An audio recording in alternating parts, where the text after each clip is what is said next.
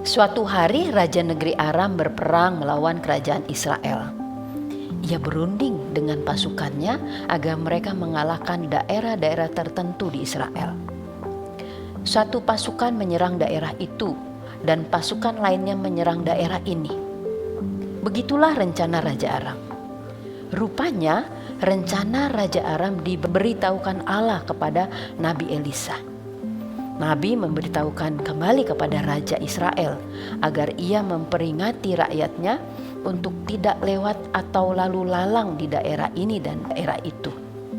Karena pasukan Aram akan menyerang mereka kalau mereka melewati daerah itu.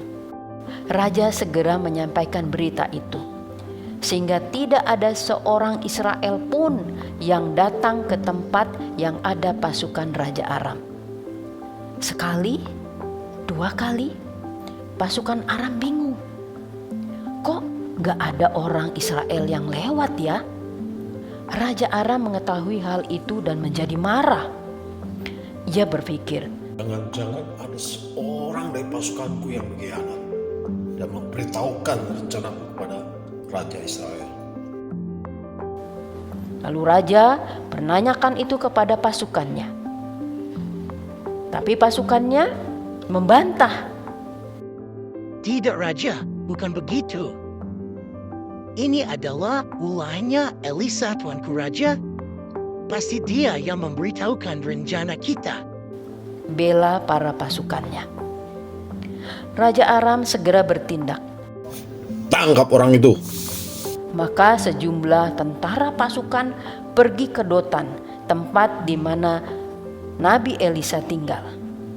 Mereka menaiki kereta perang berkuda mengepung kota Dotan.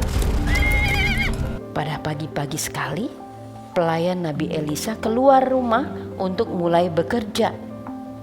Ia melihat dari kejauhan tentara dengan kereta kuda yang sedang mengawasi di sekeliling rumah mereka. Celaka Tuan, celaka. Ada pasukan tentara mengawasi kita.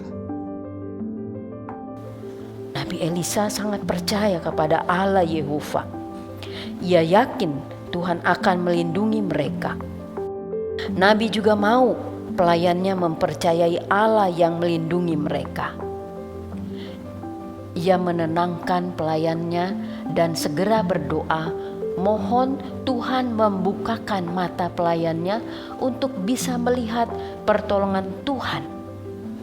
Tuhan mengabulkan doa Elisa. Nabi menyuruh pelayannya keluar untuk melihat kembali. Sekali lagi pelayannya melihat keluar. Ia masih melihat tentara dengan kereta kudanya mengawasi mereka. Tetapi sekarang ia melihat juga pasukan kereta api berkuda yang mengelilingi lingkungan rumah mereka. Pasukan malaikat Tuhan sedang melindungi dan menjaga mereka. Luar biasa. Dengan hikmat Tuhan, Nabi Elisa berdoa meminta sesuatu kepada Allah. Tuhan, butakan mata pasukan Aram itu. Tuhan mengabulkan lagi permohonan Elisa. Semua pasukan berkuda Raja Aram itu buta matanya. Lalu apa yang dilakukan Nabi setelah itu? Ia berjalan ke tengah pasukan Aram dan berteriak seolah membimbing mereka untuk menemukan rumah Elisa dalam kebutaannya. Teriak Nabi, Ayo, ikut aku, ikut aku. Aku akan bawa kalian ke rumah orang yang kalian cari.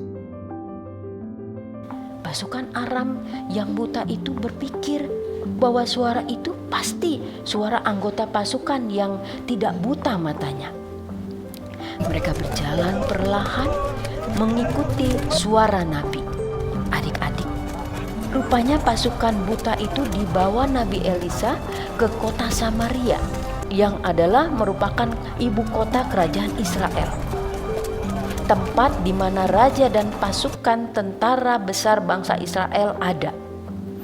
Elisa membawa pasukan Aram ke sarang pimpinan musuhnya.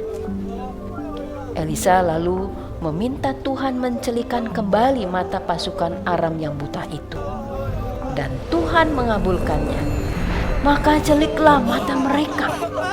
Mereka terheran-heran, dikelilingi oleh pasukan Israel yang banyak.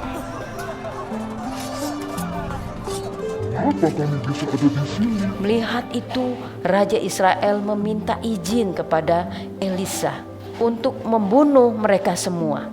Tapi jawab Elisa, Jangan. Masa kamu mau membunuh orang yang sudah kalah?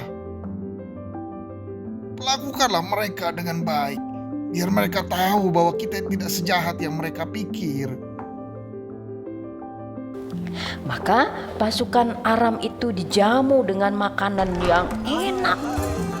Mereka diperlakukan seperti tamu kerajaan. Setelah jamuan makan, mereka pulang kembali ke negeri mereka dengan malu. Maksud hati mau menghabisi orang Israel, tetapi justru orang Israel menyambut mereka dengan baik dan memperlakukan mereka seperti tamu istimewa.